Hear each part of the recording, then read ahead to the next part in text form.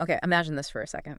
It's 2026. You're living in Canada. Right. You walk down the stairs of your own home, and I mean a detached house with a backyard, a driveway, the whole thing, Wow. and you realize you're paying for all of it on a single income. For a lot of people listening right now, especially if you're, in a basement suite in Toronto or Vancouver, that doesn't just sound like a plan. It sounds like a fantasy novel. It sounds like complete fiction, but according to this stack of documents we have today, this isn't fantasy. It's what's being called the Manitoba Proposition. That's the one. So we are doing a deep dive into Manitoba, the Keystone Province, and the real question today, it seems to me, is all about the trade-off. It's the ultimate trade-off, really. We're looking at materials here from Dara Immigration Services, and they paint this really specific picture.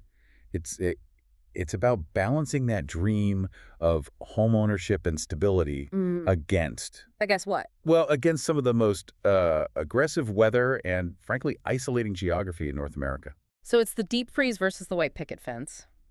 The mission for this deep dive is to figure out, is the juice worth the squeeze? Is the house worth the frostbite? And to answer that, we can't just look at house prices. We have to look under the hood at the economy, which the source material describes as, and I love this, boring. Boring is usually a bad word, but in economics, I'm guessing that's a huge compliment. It's the highest compliment. Think about a province like Alberta. It's Yeah. exciting, right? Oil prices go up, everyone's rich. Oil prices crash, everyone panics. It's a total roller coaster. Exactly. Manitoba, it's not like that. It's all about diversity. It is, and I'd argue this, probably the most stable, diversified economy in the entire country. I was looking at the breakdown. It's really spread out. You've got advanced manufacturing, aerospace, and of course this huge agribusiness sector. They hedge their bets. They're not over-leveraged in just one thing. And for an immigrant, for someone moving their entire life, that boring stability is everything. It's a safety net. Right, you're not landing in a boomtown that could go bust 6 months later. Let's name some names, too, because these aren't small players. The sources point to Boeing Canada. Boeing has a massive footprint there, right? In Winnipeg. Huge. It's one of the largest aerospace hubs in Canada. They make parts for the 737 there. Yep. And then you have New Flyer, The bus company. the bus company. If you've ridden a city bus in North America, chances are it was made in Manitoba. Then you have Canada Life, Maple Leaf Foods. These are legacy companies. They're stable. They've been around forever. Predictable, long-term employment. It's the opposite of the gig economy. But there's another layer here we have to talk about, which is logistics. You mean trucking and stuff? Trucking, rail, air, everything. Winnipeg has Centerport Canada. It's the only inland port in the country with trimodal transport. Because it's literally in the middle of the continent. Everything has to pass through it. Yeah. So if you're a truck driver or you work at a warehouse or in supply chain, this is your place. And the sources say there's a chronic labor shortage in those exact areas. In manufacturing, healthcare, and transport, the jobs are there. The whole supply and demand thing is actually working in your favor for once. Okay, so the economic engine is solid. It's humming along. But let's talk about the where. Because it sounds like there are two very different Manitobas. There's Winnipeg, and then there's everything else. That's the demographic reality. You've got about 1.5 million people in the province, and something like 60% of them live in Winnipeg. Wow. It just dominates the province. Completely. The notes describe the vibe as a cultural powerhouse with a small town feel. That sounds a little like marketing fluff. Is it real? It actually is. I mean, think about it. It's an 8-hour drive to the next major city. They had to build their own culture because they couldn't borrow it. So they have things like the Royal Winnipeg Ballet, a symphony. The Canadian Museum for Human Rights, which is just this stunning piece of architecture. And the festivals are huge. You've got Festival de Voyageurs in the winter. And Folklorama in the summer. Folklorama is key. It's the biggest, longest-running multicultural festival of its kind in the world.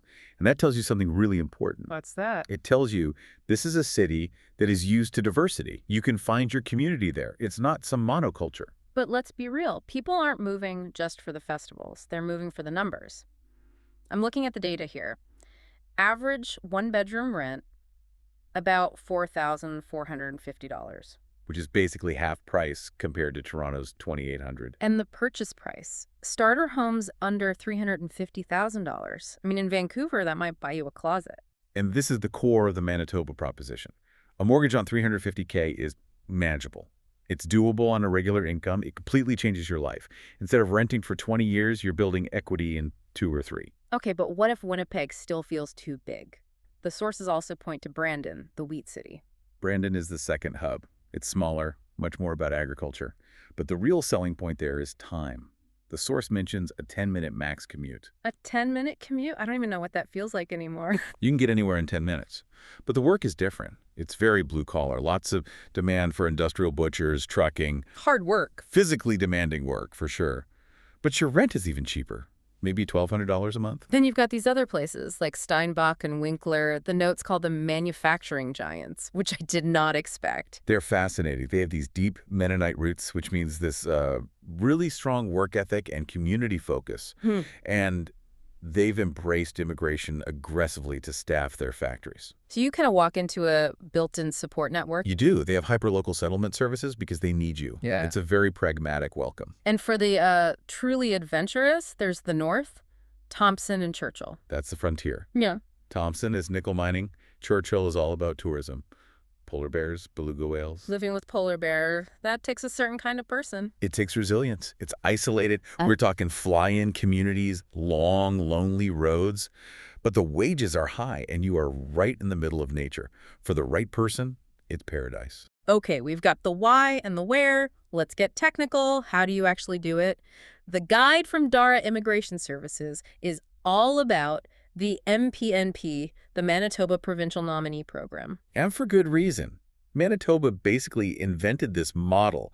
They looked at the federal system and said, hey, nobody's coming here. They're all going to Toronto. We need to pick our own people. And the key mechanism is this expression of interest thing. It's not just a simple application, is it? No, and this is where a lot of people get it wrong.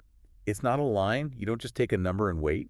It's a pool. A pool? Think of it like a draft. Yeah. You create a profile with your age, your language skills, your work experience, and the system gives you a score. And you just sit in this pool with everyone else? Yep. Then, every so often, the province holds a draw. It's like a merit-based lottery. They'll say, okay, today we're taking the top 200 scores, or maybe we're only looking for truck drivers with a score over 500. So you're competing. How do you get an edge? The sources keep mentioning connection. This is the secret sauce. The MPNP points grid gives huge weight to having a connection to Manitoba. They want to know you have a reason to stay. Which brings us to the Manitoba supporter. This sounds like a referral code for a country. That's a great way to put it. It's basically a friend or a relative who has lived there for at least a year and is willing to endorse your plan. So my cousin who lives in Winnipeg can actually help my immigration score. He can skyrocket it. It adds massive points. From the province's point of view, it just lowers their risk. If you've got someone to pick you up from the airport and show you where to buy a winter coat, you're way less likely to just leave. That makes a lot of sense, but the guide has a huge warning here about the settlement plan. Oh yeah, you cannot mess this part up. It's not just some essay. It's a serious document. You have to explain in detail how you're going to live and work. If it's vague, you're rejected. And the notes say that simple errors are fatal. They are looking for serious people. If you can't prove your relationship to your friend or your plan seems unrealistic, you're not getting picked from that pool. It's where professional advice really, really matters. Okay, let's talk money. Cost of living. Minimum wage is indexed around $15.80. Which is a decent floor. And with unemployment so low, around 4 or 5%, you have some leverage as a job seeker. But, and there's always a but, Yeah. the taxes. This looks like it hurts at the cash register. It does, especially if you're coming from a place like Alberta with 0 provincial sales tax. In Manitoba, you're paying the 5% federal GST plus a 7% retail sales tax. So 12% on almost everything. 12%, plus income tax brackets are generally a bit higher. It's the price you pay. You get the affordable house, but you pay for the public services that support it. Speaking of paying a price, we have to talk about the elephant in the room, the snowman in the room, the cold. We can't sugarcoat this. The term is deep freeze for a reason. The numbers here say January and February average -30 Celsius. That's the air temperature. With wind chill, you're looking at -40 or colder. That's dangerously cold. It's lethal. Exposed skin will freeze in minutes.